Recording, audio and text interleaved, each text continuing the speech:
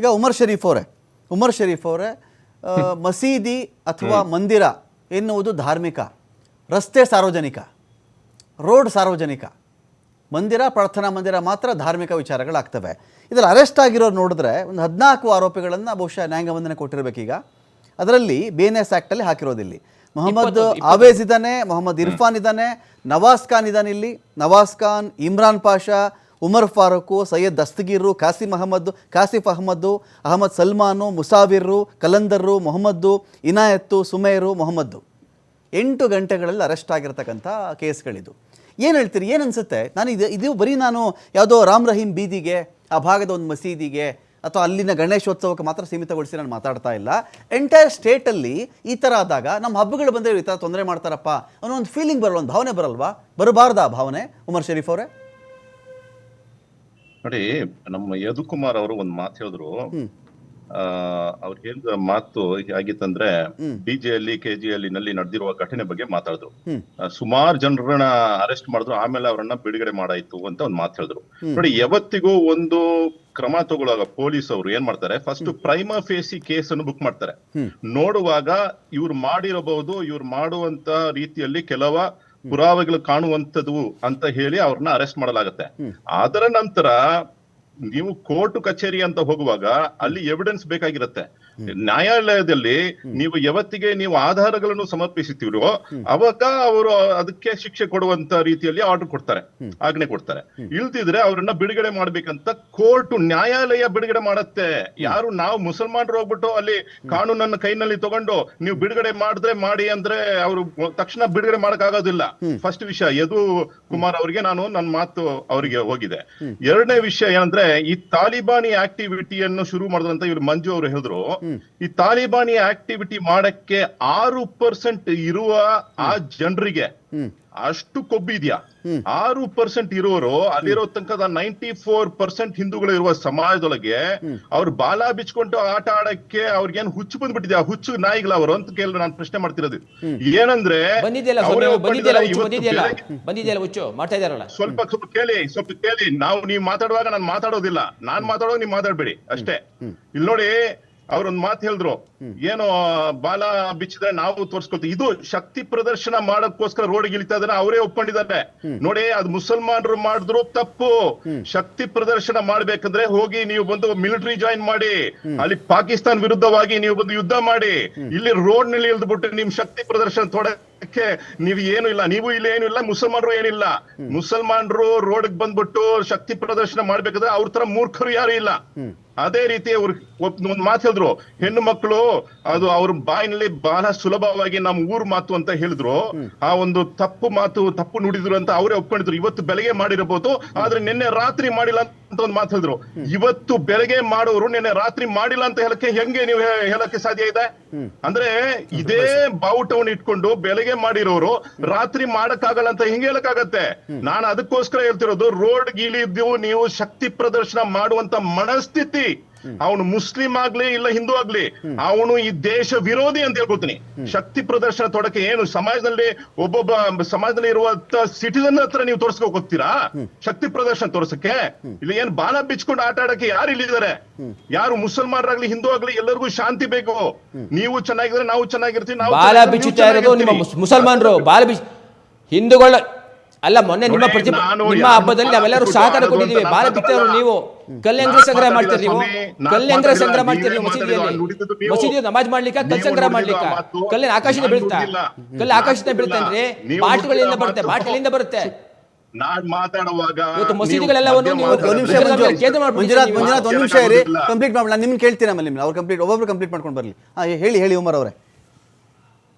ನೋಡಿ ರಮಾಕಾಂತ್ ಅವರೇ, ಇಲ್ಲಿರುವತಕ್ಕಂತ ವಿಚಾರಗಳನ್ನು ನೋಡಕ್ ಹೋದ್ರೆ ಕ್ಲಿಯರ್ ಆಗಿ ನನ್ಗ ಗೊತ್ತಾಗುದು ಏನಂದ್ರೆ, ಇಲ್ಲಿ ಎಲ್ಲೋ ಒಂದ್ ಕಡೆ ಕಿಡಿಗೇಡಿಗಳು ಮಾಡುವಂತ ಕೃತ್ಯಗೆ ಇಡೀ ಮುಸ್ಲಿಂ ಸಮಾಜಕ್ಕೆ ಒಂದು ಬ್ರ್ಯಾಂಡಿಂಗ್ ಮಾಡಕ್ಕೆ ಪ್ರಯತ್ನ ನಡೀತಿದೆ. ಇದನ್ನ ನೋಡಿ ನೀವು ಸರಿಯಾಗಿ ಅರ್ಥ ಮಾಡ್ಕೊಳ್ಬೇಕು. ಎಲ್ಲೋ ಒಂದ್ ಕಡೆ ಪುಂಡರೋಗಿ ಏನೋ ಒಂದ್ ಕೆಲಸ ಮಾಡಿದ್ರೆ ಕಾನೂನು ರೀತಿಯಲ್ಲಿ ಶಿಕ್ಷೆ ಕೊಡಬೇಕಾಗಿರೋದು ನಮ್ಮೆಲ್ಲರ ಕರ್ತವ್ಯ. ಉಮರ್ ಶರೀಫ್ ಅವರ ಡಿಬೇಟ್ ಆರಂಭದಲ್ಲಿ ಒಂದು ಮಾತು ಹೇಳಿದ್ರಿ. ಉಮರ್ ಶರೀಫ್ ಅವರ ಈ ಡಿಬೇಟ್ ಆರಂಭದಲ್ಲಿ ಒಂದು ಮಾತು ಹೇಳಿದ್ರಿ, ಯಾವ ಮಸೀದಿಯಿಂದ ಕಲ್ಲುಗಳು ತೂರಲ್ಪಟ್ಟವೋ ಆ ಮಸೀದಿಯ ಇಮಾಮ್, ಆ ಮಸೀದಿಯ ಸೆಕ್ರೆಟರಿ, ಇವರೆಲ್ಲರನ್ನೂ ಕೂಡ ಮೊದಲು ಇಂಟ್ರಾಗೇಷನ್ ಮಾಡ್ಬೇಕು ಅವ್ರನ್ನ. ಫಸ್ಟ್ ಅವ್ರನ್ನ ಕರ್ಕೊಂಬರ್ಬೇಕು ಆಚೆಗೆ ಹೌದು. ಅಂತ ಹೇಳಿ, ಫಸ್ಟ್ ಅಲ್ಲಿಂದ ಶುರು ಆಗ್ಬೇಕು ಎನ್ಕ್ವೈರಿ ಅಂತ ಹೇಳಿ. ಅಂದ್ರೆ ಒಂದು ಕ್ರೈಮ್ ಮಾಡುವುದು ಎಷ್ಟು ಒಬ್ಬ ಕ್ರೈಮ್ ಮಾಡಿದ್ರೆ ತಪ್ಪಾಗುತ್ತೋ ಅಂತವ್ನಿಗೆ ಆಶ್ರಯ ಕೊಡೋದು, ಅಂತವ್ನು ಅಲ್ಲಿಂದ ಕಲಿಸ್ತೀವಂತೆ ಮಾಡೋದಿದೆಯಲ್ಲ, ಅದಕ್ಕಿಂತ ಘೋರ ಅದು, ಅದಕ್ಕಿಂತ ಘೋರ ಅದು. ಇದೆಲ್ಲ ಯಾವಾಗ ನಡೆಯುತ್ತೆ? ವಾಲಂಟಿಯರಲ್ಲಿ ನಿಮ್ಮ ಸಮಾಜ, ವಾಲಂಟಿಯರಲ್ಲಿ ನಿಮ್ಮ ಸಮಾಜ ಅವ್ರು ಬಂದು ಇಲ್ಲಿ ನಿಲ್ಲಿಸ್ಬೇಕಲ್ವಾ? ಇವ್ರ ಮಸೀದಿಯಿಂದನಾಗಿದ್ದು ಇವರೇ ಈ ಮಸೀದಿಗೆ ಹೆಡ್ಡಾಗಿದ್ರು ಅಂತ. ಅದು ಯಾವಾಗ ನಡೆಯುತ್ತೆ ಉಮರ್ ಶರೀಫ್ ಅವರೇ? ನೋಡಿ, ಅದು ಯಾವಾಗ ನಡೀತಿ ಅಂತ ರಮಾಕಾಂತ್ ಅವರು ಪ್ರಶ್ನೆ ಮಾಡಿದ್ದಾರೆ. ರಮಾಕಾಂತ್ ಅವ್ರಿಗೆ ಗೌರವ ಕೊಟ್ಕೊಂಡು ನಾನು ಒಂದು ಮಾತು ಹೇಳ್ಕೊತೀನಿ.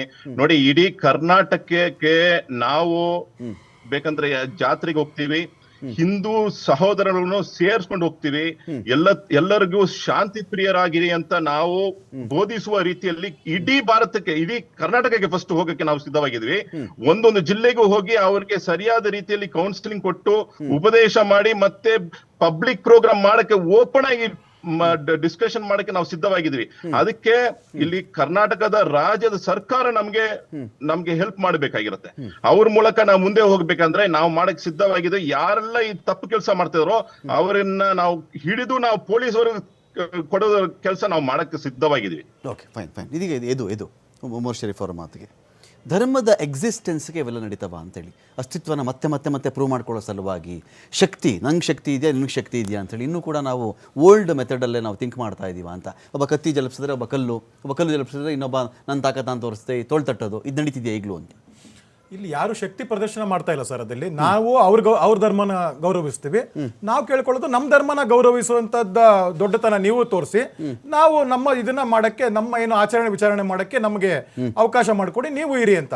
ಎಲ್ಲರೂ ಇರಬೇಕು ಈ ಸಂವಿಧಾನದಲ್ಲಿ ಒಪ್ಕೊಂಡಿರುವಂತದ್ದಂತ. ಆದ್ರೆ ನೀವು ಶಾಂತಿ ಸಭೆಗಳಿಗೆ ಕೆಲವು ಹೋಗ್ಬೇಕಾಗುತ್ತೆ ಸರ್. ಪೊಲೀಸ್ ಸ್ಟೇಷನ್ಗಳಲ್ಲಿ ಶಾಂತಿ ಸಭೆ ಕರೀತಾರೆ. ಶಾಂತಿ ಸಭೆ ಕರಬೇಕಾದ ಕೆಲವು ಮುಖಂಡರುಗಳು ಅಂದ್ರೆ ನಾನು ಮುಸಲ್ಮಾನ್ ಮುಖಂಡ್ರೆ ಅಂತಾನೆ ಹೇಳುವಂತದ್ದು, ಅವ್ರು ಹೇಳುವಂತದ್ದು ನಮ್ಮ ಮಸೀದಿ ಅಂತ ಬರ್ಬೇಕಾದಾಗ ತಮಟೆ ಹೊಡಿಬೇಡ್ರಿ, ಡಿಜೆ ಸೈಲೆಂಟ್ ಆಗಿರ್ಬೇಕು, ಆ ಕಡೆ ಪಾಸ್ ಆದ್ಮೇಲೆ ಹೋಗ್ಬೇಕು. ಇದು ಯಾವ ನ್ಯಾಯ ಸರ್ ಇದು? ತಾವೇ ಹೇಳಿದ್ರಿ ಅವ್ರ ಮಸೀದಿ ಅವ್ರು ಇರ್ಬೋದು, ರಸ್ತೆ ಸಾರ್ವಜನಿಕ, ಮಸೀದಿ ಧಾರ್ಮಿಕ, ರಸ್ತೆ ಸಾರ್ವಜನಿಕ ತಾನೆ. ನಾವೊಂದು ಧಾರ್ಮಿಕ ಉತ್ಸವಕ್ಕಂತ ಮಾಡ್ತಾ ಇರ್ಬೇಕಾದಾಗ ನಾವು ಪರ್ಮಿಷನ್ ತಗೊಂಡಿರ್ತೀವಿ, ನಾವು ಇದ್ ಮಾಡ್ತೀವಿ. ಅವರಿಗೆಲ್ಲ ಯಾವ್ದ್ಯಾವ್ದು ಅಡ್ಡಿ ಇಲ್ವೋ ಎಲ್ಲದಕ್ಕೂ ಪ್ರತಿ ಹೆಜ್ಜೆಗೂ ಅಡ್ಡಿ ನಮಗದಲ್ಲಿ. ಅದು ಗಣೇಶ ಕೂಡಿಸ್ತಾ ಇರಬೇಕದು ಯಾವ ರಸ್ತೆಯಲ್ಲಿ ಇದೆಯಾ, ಫೈರ್ ಪ್ರೂಫ್ ಇದೆಯಾ, ಹಾಸ್ಪಿಟಲ್ ಇದೆಯಾ, ಆಂಬುಲೆನ್ಸ್ ಇದೆಯಾ, ನೀವು ಇವರು ಪರ್ಮಿಷನ್ಸ್ ತಗೊಂಡಿರೋಂತ ಯಾವ್ದಾದ್ರು ಒಂದು ಇದ್ ಮಾಡಿದಾರೆ ಸರ್? ಅದಲ್ಲಿ ಯಾವ್ದು ಇದಿಲ್ಲ ಅದಲ್ಲಿ. ಆಮೇಲೆ ಹೇಳ್ತಾರೆ ಅವ್ರು ಕೋರ್ಟ್ ತೀರ್ಮಾನ ಮಾಡೋದು ಅವರು ಅಮಾಯಕರ ಇಲ್ಲ ಶಿಕ್ಷಕರಿದಂತ. ಕೆಲವೇ ದಿನಗಳಿಂದ ಮೈಸೂರಿನ ಶಾಸಕರು ಡಿಜೆ ಹೇಳಿ ಕೆಜೆ ಹೇಳಿ ಬಗ್ಗೆ ಒಂದು ಲೆಟರ್ ಬರೆದ್ರು, ಇವರೆಲ್ಲ ಅಮಾಯಕರಂತ. ಆದ್ರೆ ಶಾಸಕರು ಯಾರು ಸರ್? ಕೋರ್ಟ? ಶಾಸಕರ ಕೋರ್ಟ ಸರ್ ಅಲ್ಲಿ ಅಮಾಯಕರು ಅಂತ ಹೇಳಕ್ಕೆ? ಅವ್ರು ಹೆಂಗ್ ಹೇಳ್ತಾರೆ ಸರ್ ಅಲ್ಲಿ? ಇದು ಈ ತರದ್ದ ನೀವು ಏನ್ ಪುಷ್ಟೀಕರಣ ಕೊಡ್ತೀರಾ ಅವ್ರಿಗೆ? ನೀವೇನ್ ಮಾಡಿದ್ರು ನಡೆಯುತ್ತೆ, ನೀವೇನ್ ಮಾಡಿದ್ರು ನಾವು ನಿಮ್ಮೆ ಹಿಂದೆ ಇರ್ತೀವಿ. ಅದಕ್ಕೆ ಹೇಳ್ತಾ ಇರೋದು, ಆ ಕಮ್ಮಿ ಸಂಖ್ಯೆ ಇರೋಂಥವ್ರಿಗೆ ಬಲ ತುಂಬುತ್ತಾ ಇರೋದು ನೀವು. ಬಲ ತುಂಬಿ ಬಹುಧರ್ಮೀಯಗಳ ಧಾರ್ಮಿಕ ಭಾವನೆಗಳಿಗೆ ಅಡ್ಡಿಪಡಿಸ್ತಾ ಇರುವಂತದ್ದು, ತುಷ್ಟೀಕರಣ ಮಾಡ್ತಾ ಇರುವಂತದ್ದು. ಇನ್ನೆಷ್ಟಂತ ತುಷ್ಟೀಕರಣ ಮಾಡ್ತೀರಿ ನೀವು? ಇನ್ನೆಷ್ಟಂತ ತುಷ್ಟೀಕರಣ ಮಾಡ್ತೀರಾ? ಯಾವ ಒಂದು ಇದಕ್ಕೆ ಮೊಹರಂ ಇದಕ್ಕಾಗ್ಲಿ ಬೇರೆ ಇದಕ್ಕಾಗ್ಲಿ ಕಲ್ಲು ಹೊಡೆದಿರೋಂಥದ್ದು ಇದೇನ್ರಿ? ಉದಾಹರಣೆ ಇದೆಯಲ್ರಿ? ಯಾಕೆ ಈ ತರ ಮಾಡ್ತೀರಾ? ಈ ತರ ತಾವು ಹೇಳ್ತಿರಲ್ಲ ಬುದ್ಧಿಮಾತು, ತುಂಬಾ ನಯವಾದ ಬುದ್ಧಿಮಾತನ್ನ ಆ ಮಸೀದಿಗೆ ಆ ಇದಕ್ಕೆ ನೀವು ಹೇಳ್ತೀರನ್ರಿ, ನಾಳೆ ಫತ್ವಾ ಹೊಡ್ಸಿರನ್ರಿ ಅವ್ರಿಗೆ, ಅವ್ರ ಮೇಲೆ ಆಕ್ಷನ್ ತಗೊಂತೀರನ್ರಿ? ಆಕ್ಷನ್ ತಗೊಂತೀರಾ?